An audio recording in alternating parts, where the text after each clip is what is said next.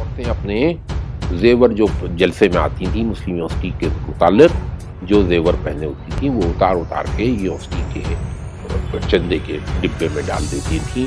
ایک عورت ضعیفہ تھی، سوا کچھ نہیں تھا، وہ نئی چپل پہنی تھی، اس نے کہا یہی میری طرف سے رکھ. یہ علی گڑھ مسلم یونیورسٹی کیسے قائم ہوئی، اس کا پس منظر کیا تھا؟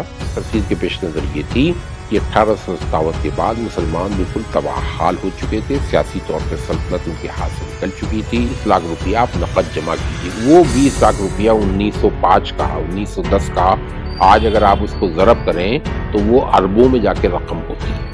ظاہر ہے آغا خان نے، بیگم بھوپال نے، نظام حیدرآباد نے، نواب رامپور نے، سب نے مدد کی، چندے دیے، کیونکہ وہ خطرہ تھا کہ اس طرح سب مسلمانوں میں اتحاد ہو جائے گا اور مسلمان کوئی تحریک برپا کر دیں گے جس سے ان کے لیے مسائل پیدا ہوں گے. NGOs قائم کریں، تعلیمی منظرنامے کو دیکھیں. جو بچے اسکول نہیں جاتے، اسکول چھوڑ کے بیٹھ جاتے ہیں بچے بچیاں، ان پہ نظر رکھیں. ان کی مسلم یونیورسٹی کی تحریک کو وہ مسلم عوام کی اور اس میں برادران وطن.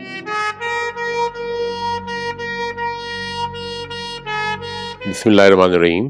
ناظرین، مجھے انتہائی مسرت ہے کہ hindrashtra.com چینل کے توسط سے ایک تاریخی دن پر میں ایک تاریخی ادارے کے بارے میں آپ سے گفتگو کرنے کا مجھے شرف حاصل ہو رہا ہے. پہلے تاریخی ادارے کا تعارف ہو جائے. تاریخی ادارے سے مراد ہے علی گڑھ مسلم یونیورسٹی. تاریخی دن سے مراد ہے 1 دسمبر 1920. آج سے ٹھیک 100 سال پہلے علی گڑھ مسلم یونیورسٹی کا قیام عمل میں آیا. یہاں جو گفتگو ہے وہ علی گڑھ مسلم یونیورسٹی سے زیادہ اس نقطے پہ ہے کہ علی گڑھ مسلم یونیورسٹی کیسے قائم ہوئی، اس کا پس منظر کیا تھا. یونیورسٹی تو جیسا ابھی میں نے عرض کیا 1920 میں قائم ہوئی. اصل جو اس کا ادارہ ہے جہاں سے اس کی ابتدا ہوتی ہے وہ ہے مدرسۃ العلوم. وہ 1875 میں جناب سر سید احمد خان نے قائم کیا. سر سید احمد خان کی تاریخ پیدائش اور تاریخ وفات بھی آپ ذہن میں رکھیں تو بہت سے نکات آپ کو صاف ہو جائیں گے. سر سید 1817 میں پیدا ہوئے اور 1898 میں ان کا انتقال ہوا. گویا 1857 میں جب انگریزوں نے ہندوستان پہ قبضہ کیا اس وقت سر سید کی عمر 40 سال کی تھی. وہ انتہائی سنجیدہ اور ظاہر ذہین شخص تھے. انہوں نے حالات کی نبض پہچان لی. ان کو اس بات کا یقین تھا کہ آئندہ صدیوں تک ہی مغربی تعلیم کا تسلط رہے گا. انگریزی زبان ذریعہ گفتگو ہوگی اور مغربی تعلیم کے بغیر کوئی قوم ترقی نہیں کر سکتی، چاہے وہ ہندوستان ہو، چاہے وہ عرب ہوں، چاہے وہ افریقہ کے لوگ ہوں. تو انہوں نے اس چیز کو بہت جلدی پہچان لیا. اور اب یہاں سے دیکھیے آپ سر سید کا اخلاص ہے کہ انہوں نے اپنے گھر کا سامان تک فروخت کر ڈالا اور انگلستان گئے 1869 میں. اور وہاں انہوں نے جا کے انگلستان کے جو بہت ہی مشہور ادارے ہیں، آپ نے بھی نام سنا ہوگا، آکسفورڈ اور کیمبرج، وہاں کا دورہ کیا اور اسی نمونے پہ یہ تعلیمی ادارہ قائم کرنے کا خواب دیکھا. اب آپ ذرا غور کیجئے، 1869 میں ایک شخص خواب دیکھ رہا ہے آکسفورڈ آف دا ایسٹ، مشرق میں ایک نیا آکسفورڈ کو کیسے قائم کیا جائے. آکسفورڈ سے کے نقش قدم پہ چلنے میں صرف سر سید کی کوئی ذہنی مروبیت کا دخل نہیں ہے. جو آکسفورڈ کی انہیں سب سے زیادہ چیز پسند آئی، تعلیمی معیار تو خیر تھا، لیکن اس سے اہم بات یہ ہے کہ آکسفورڈ ایک رہائشی تعلیم گاہ ہے، یعنی وہاں کے طلبہ ہاسٹلز میں رہتے ہیں. سر سید نے بھی یہی ارادہ کیا کہ وہ وطن ہندوستان واپس جا کے جو اپنا تعلیمی ادارہ قائم کریں گے اس میں ہاسٹل ضرور قائم کریں گے. ہاسٹل کے مختصراً فائدے 2-3 میں آپ کو بتا دوں. پہلی بات تو یہ کہ ہاسٹل میں رہنے سے طلبہ کی تربیت ہوتی ہے. تعلیم تو ہر جگہ ہو جاتی کلاس روم میں، لیکن ہاسٹل میں تربیت ہوتی ہے. دوسری بات یہ کہ وہی اساتذہ جو آپ کو کلاس میں پڑھاتے ہیں وہی آپ کے نگراں تعلیق کے طور پر شام کو ہاسٹل میں موجود ہوتے ہیں، تو طلبہ اور اساتذہ میں بہتر تعلقات پیدا ہوتے ہیں. تیسرا رہائشی نظام کا ایک سب سے بڑا فائدہ یہ ہے کہ مختلف علاقوں سے، مختلف مذاہب سے، مختلف زبانوں کے طلبہ جب 20-30 ہزار ایک ساتھ رہتے ہیں اور ایک ساتھ کھاتے پیتے ہیں، کھیلتے ہیں، ڈھابے پہ بیٹھ کے چائے پیتے ہیں، تو ان میں جو ایک دوستی پیدا ہوتی ہے وہ بڑی پائیدار ہوتی ہے، وہ ساری زندگی قائم رہتی ہے۔ چوتھا اس کا سب سے بڑا فائدہ یہ ہے کہ یہ طلبہ، ایک طالب علم اوسطاً 6-7 سال یونیورسٹی میں گزارتا ہے اور اپنی اعلیٰ تعلیم حاصل کرتا ہے، تو اس کو یہاں کے در و دیوار سے محبت ہو جاتی ہے، اور یہ صرف جذباتی محبت نہیں بلکہ پوری زندگی وہ علی گڑھ کو یاد رکھتا ہے۔ اور آپ کو یہ جان کے خوشگوار حیرت ہوگی کہ انہی طلبہ نے جو پہلے یہاں سے پڑھ کے گئے، جس کو آج کی اصطلاح میں ہم ایلومنائی کہتے ہیں، انہوں نے 2 کروڑوں روپے کی مالیت کے 2 ہاسٹلز بنوائے ہیں۔ ایک ندیم ترین ہال ہے، دوسرا ریاض میں جو طالب علم علی گڑھ مسلم یونیورسٹی کے اس وقت مقیم ہیں، انہوں نے ریاض ہاسٹل بنایا ہے، اور یعنی کتنے اسمارٹ کلاس روم، کمپیوٹر اور اسکالرشپ وہ دیتے رہتے ہیں۔ تو یہ سر سید کی دور اندیشی ہے، دوربینی ہے، کہ انہوں نے سوچا کہ ایک تو مغربی تعلیم کا رواج دیا جائے اور دوسرے یہ رہائشی نظام کیا جائے تاکہ طلبہ کی تربیت ہو سکے، ان کی کردار سازی ہو سکے۔ تو مدرسۃ العلوم انہوں نے 1875 میں قائم کیا۔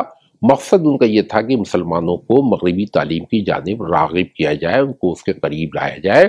2 ہی سال بعد وہ مدرسۃ العلوم محمڈن اینگلو اورینٹل کالج کی شکل میں سامنے آیا، اور اس کالج کی خصوصیت یہ تھی کہ اس میں مشرقی علوم بھی تھے، عربی فارسی کے شعبے بھی تھے، سنسکرت کا بھی شعبہ تھا، یہ بھی سر سید کی دور اندیشی ہے، اور اسی کے ساتھ ساتھ انگریزی اور دیگر سائنسی علوم بھی اس میں شامل تھے۔ رفتہ اور سب سے بڑی وجہ سر سید کے پیش نظر یہ تھی کہ 1857 کے بعد مسلمان بالکل تباہ حال ہو چکے تھے، سیاسی طور پہ سلطنت ان کے ہاتھ سے نکل چکی تھی، معاشی طور پہ وہ پسماندہ تھے، سماجی طور پہ وہ پچھڑے ہوئے تھے۔ سماجی اصلاح کے لیے بھی سر سید نے بڑے دور رس قدم اٹھائے، اور انہوں نے زیادہ موقع نہیں ہے کہ کبھی آپ کو موقع ہو تو ضرور اس کے بارے میں پڑھیے گا، انہوں نے 2 رسائل جاری کیے، ایک تہذیب الاخلاق، تہذیب الاخلاق کا مطلب ہی ہے سوشل ریفارمر، اور دوسرا انسٹیٹیوٹ گزٹ۔ انسٹیٹیوٹ گزٹ کا مقصد تھا کہ مسلمانوں کے ذہن میں سائنسی مزاج پیدا کیا جائے، اور غور و فکر کا، وہی قرآن کریم میں جو جگہ جگہ آیا ہے، تعقل، تدبر و تفکر، اس کی روایت مسلمانوں میں قائم ہو۔ تو غرض یہ کہ ان مقاصد کے تحت سر سید نے اس ادارے کو قائم کیا، اور یہ بھی ایک سر سید کی دور اندیشی ہے کہ انہوں نے اس ادارے کا نام تو محمدن رکھا تاکہ مسلمان طلبہ زیادہ سے زیادہ تعداد میں یہاں آئیں، لیکن اس کے دروازے انہوں نے سب کے لیے کھلے رکھے۔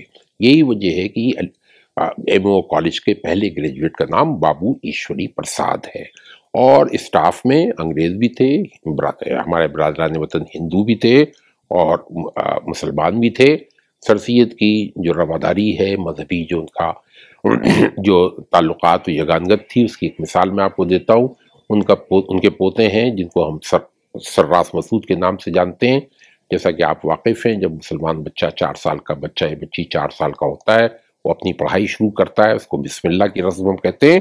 تو راس مسعود کی جب بسم اللہ کی رسم خاندانی ایک موقع ہوتا ہے، اس میں راس مسعود سر سید کے عزیز ترین دوست راجہ جے کشن داس کی گود میں بیٹھے ہوئے ہیں، اور ان کا نام کیا رکھا گیا؟ سید راس مسعود۔ راس ایک انگریز کا نام ہے جو سر سید کے دوست تھے۔ تو دیکھ رہے ہیں آپ، ہندو کی گود میں بیٹھا ہوا، مسلمان نام، غیر ایک انگریز کا نام ان کے نام میں شامل۔ سر سید کی جو ہندوؤں اور عیسائیوں سے بہتر تعلقات کی جو مقصد تھا، وہ اس سے بھی ظاہر ہوتا ہے کہ انہوں نے بائبل پر تفسیر لکھی اور مسلمانوں کو یہ متوجہ کیا کہ بائبل بھی عزت و احترام کی مستحق ہے۔ اسی طرح انہوں نے ہندوؤں کی اصلاح کے لیے، دیکھیے مسلمانوں کی اصلاح کے لیے انہوں نے مضامین لکھے، یہ وہ بھی ایک کارنامہ ہے، لیکن یہ سر سید کی عالی ظرفی ہے، یہ ان کا وسیع القلبی ہے کہ ان کے جو مضامین ہیں اس میں 20 ایسے مضامین ہیں جس میں انہوں نے اپنے ہندو بھائیوں کو خطاب کیا ہے اور ان سے کہا ہے کہ ان کے سماج میں یہ جو برائیاں ہیں ان کو دور کریں تاکہ وہ بھی آگے بڑھیں۔ یہ ایک جو بڑے آدمی کی عظیم شخصیت کی پہچان ہوتی ہے وہ سر سید کی ہم کو نظر آتی۔ تو بہرحال یہ اس طرح سے ایم او کالج قائم ہوا 1877 سے 1920 تک، اس کا علمی سفر جاری رہا۔ 1920 میں بہت کوشش کے بعد مسلمانوں نے انتھک کوشش کی، کروڑوں، آج کے لحاظ سے اربوں روپیہ جمع کیا، تب یہ انگریز حکومت نے اس کو یونیورسٹی کا درجہ دیا۔ اب یہ جو ادارہ ہے علی گڑھ مسلم یونیورسٹی، یہ کہنے کی مجھے کوئی ضرورت نہیں کہ اس کا ایک ایک وہ ہے رواں دواں چشمہ ہے جس سے لاکھوں طالب علم اب تک فیضیاب ہو چکے ہیں، لیکن جو اس کے اور اہم پہلو ہیں اس کی طرف میں آپ کو ضرور آخر میں توجہ دلانا چاہتا ہوں کہ پہلی بات تو یہ کہ اس مسلم یونیورسٹی سے کی بدولت مسلمانوں میں اپنے تشخص کا احساس پیدا ہوا، آئیڈینٹی کا، کیونکہ تاریخی اعتبار سے یہ یونیورسٹی کا انتظام یا مینجمنٹ جو ہے مسلمانوں ہی کے ہاتھ میں ہے، تو مسلم تہذیب و ثقافت کی یہ نمائندہ ہے۔ ایک طرف یہ قومی ادارہ ہے، ظاہر ہے 100% فنڈڈ ہے، سینٹرل گورنمنٹ کا ہے، یو جی سی کے جو نارمز ہیں وہ فالو کیے جاتے ہیں، بالکل ماڈرن پریمیئر انسٹیٹیوشن ہے، لیکن ساتھ ہی ساتھ مسلم تہذیب کا بھی گہوارہ ہے۔ تو اس لحاظ سے یہ ایک علی گڑھ مسلم یونیورسٹی کا بڑا کارنامہ ہے۔ دوسرا ایک اس کا بڑا کارنامہ یہ ہے کہ آج مثال طور پہ اس کے 30,000 طلبہ ہیں، اس میں کم از کم 12,000 طالبات ہیں، لڑکیاں ہیں۔ یہ لڑکیاں کون ہیں؟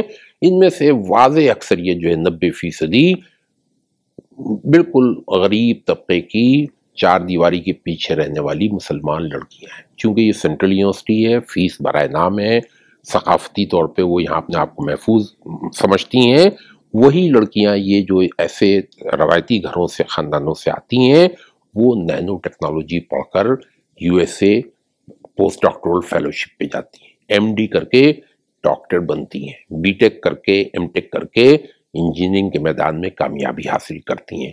تو یہ جو خواتین کی شراکت داری کا یا ان کی تعلیم کا یا ان کو مساوی درجہ دینے کا جو ایک اہم معاملہ ہے مسلم معاشرے میں، اس میں علی گڑھ مسلم یونیورسٹی بہت اہم کردار اپنا ادا کر رہا ہے، اور گزشتہ 20 سال سے آپ کو یہ علم میں ہوگا کہ اپنے تعلیمی معیار کی وجہ سے علی گڑھ مسلم یونیورسٹی ملک کے ممتاز ترین اداروں میں شامل ہے، جو رینکنگ کہیں بھی ہو، چاہے وہ وزارت تعلیم حکومت ہند ہو یا کوئی بین الاقوامی ایجنسی کے ذریعے ہو، اس میں علی گڑھ مسلم یونیورسٹی کا نام دوسرے، تیسرے، 5ویں نمبر پہ آتا ہے۔ تو اس نے اپنا ایک تعلیمی امتیاز بھی برقرار رکھا ہے، اور آج کے دور میں جتنے بھی پڑھے لکھے مسلمان آپ کو نظر آتے ہیں، خاص طور سے جنگ آزادی میں جو لوگ شریک ہوئے، چاہے وہ رفیع احمد قجوائی ہوں، چاہے ذاکر حسین ہو، وہ سب علی گڑھ کے طالب علم رہے۔ ذاکر حسین صاحب کا نام سنا ہوگا آپ نے، وہ علی گڑھ کے وائس چانسلر بھی رہے، علی گڑھ کے طالب علم بھی رہے۔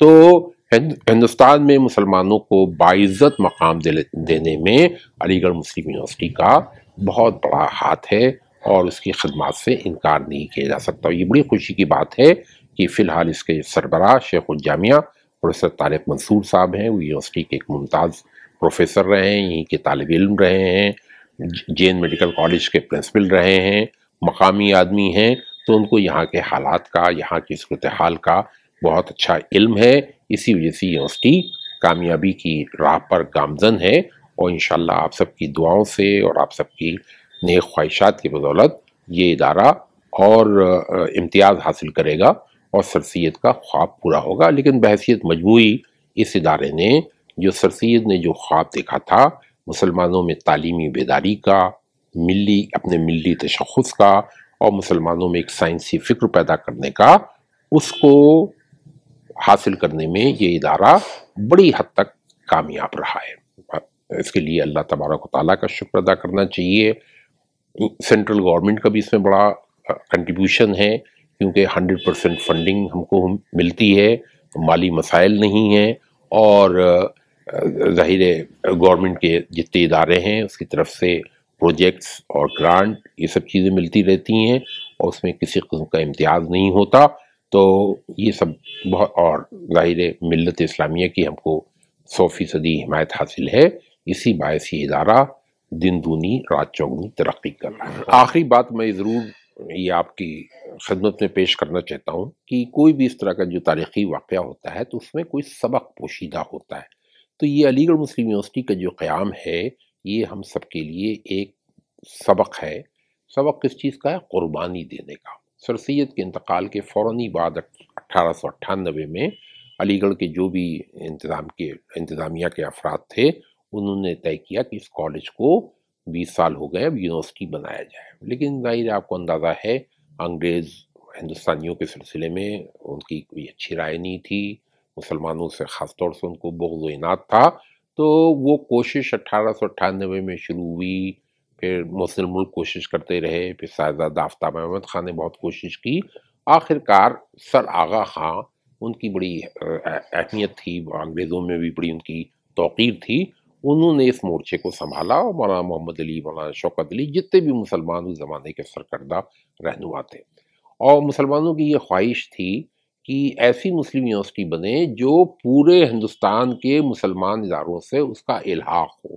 اس پہ انگریز حکومت آخر تک تیار نہیں ہوئی، یعنی جو ایک تاخیر ہوئی مسلم یونیورسٹی کے قیام میں، اس کی دو وجہ تھیں۔ ایک تو انہوں نے یہ شرط لگائی کہ 20 لاکھ روپیہ آپ نقد جمع کیجیے، وہ 20 لاکھ روپیہ 1905 کا، 1910 کا، آج اگر آپ اس کو ضرب کریں تو وہ اربوں میں جا کے رقم ہوتی ہے، یعنی ملینز اینڈ بلینز میں۔